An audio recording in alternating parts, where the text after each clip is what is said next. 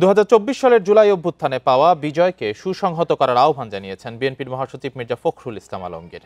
জাতীয় প্রেস ক্লাবে professor doctor Mahbubullah ও তার স্ত্রী সালমা আলী প্রণীত কয়েকটি বইয়ের মোড়ক উন্মোচন অনুষ্ঠানে এই আহ্বান জানান তিনি। আরএফএল গিজার মানে চটজলদি পানি গরম, বিদ্যুৎ বিল 20% কম। আরএফএল গিজার, উষ্ণ পানির পরশ। ফখরুল বলেন, ভিশন 2030 বইটির মূল ভাবনা ছিল প্রফেসর মাহবুবুল্লাহর দেশকে গণতান্ত্রিক রাষ্ট্রে রূপান্তরিত করা এবং রাষ্ট্রকে এগিয়ে নেওয়ার ক্ষেত্রে তার চিন্তা চেতনার ভূমিকা খুবই গুরুত্বপূর্ণ।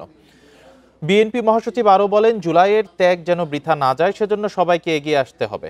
মতপার্থক্য থাকলেও তা যেন অভ্যুত্থানকে ব্যর্থ না করে কিংবা অনৈক্য সৃষ্টি না করে।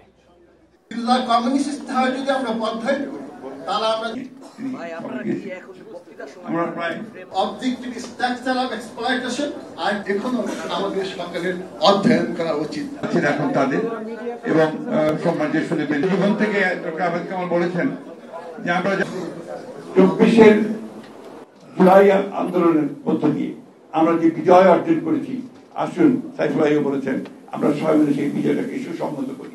আমাদের মধ্যে মতপার্থক্য থাকবে, কিন্তু সেই মতপার্থক্য যেন আমাদের যে আশা, আমাদের যে স্বপ্ন, এই যে ছেলেগুলো প্রাণ দিয়েছে তাদের যে আত্মাহুতি যেন বৃথা না যায়, আমরা আমাদের স্বপ্নকে যেন বাস্তবায়িত করতে পারি।